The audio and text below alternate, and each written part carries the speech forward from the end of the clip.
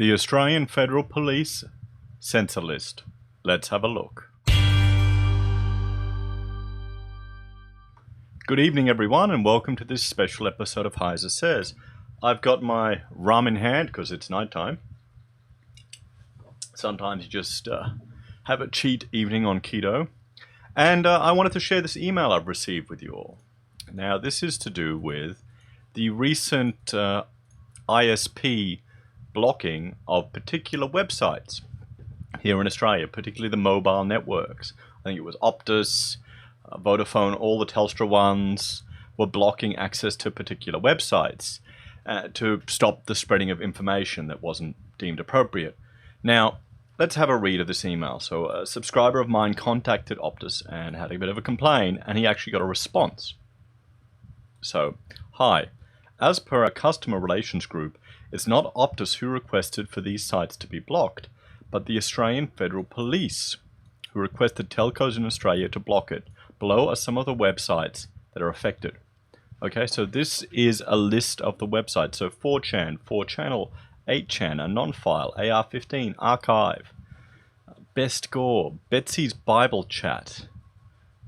I mean, okay, Bible Chat, BitChute, Blazing Cat Fur, and Death Addict, Document Cloud, EndChan, File Dropper. So what are these websites? What are these websites? Now, you can see here, here's the list. Now, let's have a look. The websites are roughly into a range of categories, and I won't go through all of them because there's some gross stuff on them, to be quite honest, and I'm not a regular at any of these sites, to be quite honest, although maybe Betsy's Bible Chat, read up on your Bible studies. There are file sharing websites, so anonymous file sharing websites where people are dumping stuff, and that's not surprising that people were getting access to videos and documents, putting them up here and then sharing the links. So that's why they've obviously wanted restrictions on those or just block those out. The other are blogs, which was surprising. So Bishop Akidi blog, I think a South African bishop, what was he sharing it for? I wonder what was he sharing it for, but his site was one that was blocked. And it's funny how Optus are advertising in my feed. I must have typed the word Optus, or it's heard me said it on my phone. And then Blazing Cat Fur, another blog. Just so people have put this stuff up everywhere. Message boards, 4chan, 8chan, all of these ones. This is for a gun enthusiast forum. It was blocked. So this website was blocked. Archive services were blocked. So Archive Today, capturing the web, historical archive services that I really should probably use a lot more for my newspaper links, but I just can't be bothered. YouTube knockoffs were blocked. So good old DTube. I had a DTube account. It's just a nightmare to load stuff up and see other people are making all the money here. I don't believe that in a million years. You get DTube credits that you can't use for anything. BitChute. BitChute is a good alternative to Facebook and to YouTube. I've actually got a BitChute channel. So guys, subscribe there. I think I'm up to 56. So they were blocked. News websites were blocked, like Zero Hedge. They were blocked. There's kind of an overview of the different types of sites that were blocked. Now, what can we see that in common with all of these sites? Because no Australian sites, if we go back here to the list, are there any .com.au, anything.au? Doesn't look like anything Australian registered was blocked. It was all overseas. If you look at Tokyo should have been our time frame, but a lot of them would have been overseas. I think it has to do with the inability of the AFP to communicate with the people on these websites within the time frame to request them to take stuff down or to get control over it. Because I first saw stuff on news.com.au and a lot of people saw it on Facebook, but they weren't blocked. Okay? Now, I can't imagine that DTube or BitChute would have the capacity to, I don't think the system is even able to block it as efficiently or as fast as Facebook or YouTube, so that's probably why they just block them. Or maybe it's because, they barely exist as a bleep on radar. Guys, most normal people wouldn't even know these exist. So let's have a read of a little article discussing the guidelines. And this is from Computer World. Okay, and it's a couple of years old. It's from 2017, but it's relevant. It's relevant to get an understanding of what's happening here. So the government released guidelines for Commonwealth agencies that employ Section 3133 of the Telecommunications Act to request ISPs assistance to disrupt illegal online services. Using Section 313 came to prominence after the Australian Securities and Investment Commissions in 2013 issued notices to a number of ISPs requesting that they block their consumers from accessing IP addresses associated with several fraudulent websites. However, the organization did not realize that a single IP address could be shared with multiple websites. When ISPs complied with ASIC's Section 313 notice, hundreds of thousands of unrelated websites were also blocked. Because, okay, say you were using these anonymous file sharing services, as an example, for your business. It's free, and you wanted to, if I wanted to send some point cloud data to someone and I had 10 gigabytes there of space that I could just dump it up there, but nope, they couldn't get access to it. Is that the risk of using a service like this? No? Or should we be aware that the government, if someone does something wrong on the service, legitimate people can't use them? So, that's references. So the Australian Federal Police has used Section 313 to attempt to slow the spread of malware by blocking command and control services. The AFP is understood to agency. What? Is understood to agency.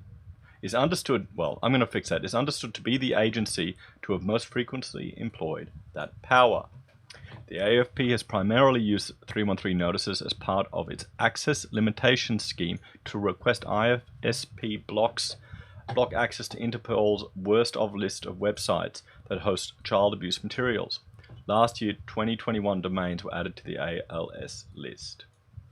Okay, now we can all, I think very few people would argue that that's not an appropriate thing, but you want to make sure there are authorities in place to ensure that it isn't abused with regards to legitimate businesses being caught. It's a touchy topic.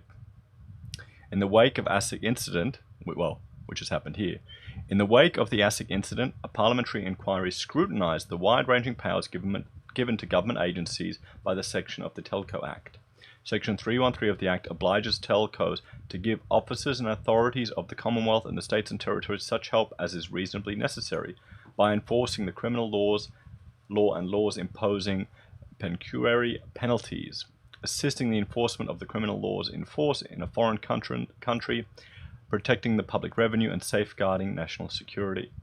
The report of that inquiry, published in June 2015, rejects calls to limit the organisation's ability to employ Section 313 and the circumstances in which they can be employed. One suggestion I would say that there's a time limit where this type of a rapid response to an incident where they want to restrict access to particular information, you set a time limit on it, maybe 20 hours, so it doesn't disrupt legitimate businesses. However, one recommendation made by the inquiry and accepted by the government was that whole-of-government guidelines be developed in an effort to avoid future ASIC-style debacles. In April 2016, the government finally released draft guidelines on the use of Section 313. The lengthy delay between the issuing of the draft and today's release of the final guidelines led ASIC to work on its own internal guidelines, which it said it would base on the government's draft. Wow, typical government efficiency. I'm having a rum to that. The new guidelines offer a collection of good practice measures for federal government agencies through state and territory agencies are encouraged to apply them too. Agency head approval should be obtained to use Section 313, and agencies should develop internal policies and procedures for disruption requests, the guideline states. Disruption requests. Individual requests for disruption should be authorized by an appropriate officer at the level of senior executive service officer or equivalent. Where possible, an agency's policies and procedures should be made publicly available, the guideline says. Agencies should limit disruptions to cases involving serious criminal or civil offences or threats to national security, with the guideline offering the example of offences with a maximum prison term of at least 2 years or a financial penalty of at least $25,200. Well, One change in the final guideline is that the likely effectiveness of an ISP-based website block for disrupting a service should be considered before issuing a Section 313 notice. Okay. So that's why they contacted the ISP. So they did that before they issued a Section 313, I'm assuming. The guidelines state that where possible, agencies should publish details of each website blocking request. Agencies should also, where appropriate, provide a stop page that ISPs can display and include details of the reason for the block and any agency point of contact. Now let me know, guys, did any of you see the stop page? Did any of you see this stop page? If it was an AFP request, why are we not seeing a stop page? Let me know in the comments if you saw one, please. Finally, agencies should establish review and complaint procedures, the guidelines state. The section on technical implementation has seen the most substantial alteration between the draft and final versions of the guideline in an effort to avoid potential problems with IP address-based blocking. The draft recommended that when making a request, agencies should endeavor to make it as targeted as possible. Well, I would say they've done that in this instance. It didn't disrupt a lot of other websites, so maybe they're learning. This usually means requesting that a URL, the Uniform Resource Locator, the specific address of a website, be blocked rather than internal IP address, the draft stated. IP addresses generally host multiple websites. Requests to block these risk disrupting access to non-target websites. Agencies should note that ISPs use different methods to block websites, and when making a request, agencies should endeavor to make it as targeted as possible and consider the methods used by the ISP. The final version of the guideline warns. This will usually mean requesting that a DNS and or URL, the specific address of a website, be blocked, rather than the IP address.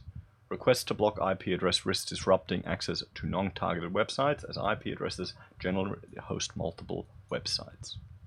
Well, that was very interesting to learn a bit more about that.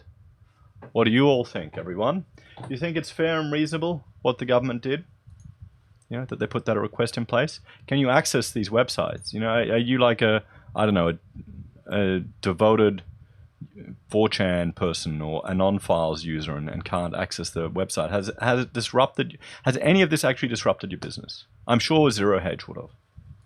And if Zero Hedge only had their content up for a short period of time, you know, they're blocked for that long. Guys, let me know what you think. Please like, share, and subscribe.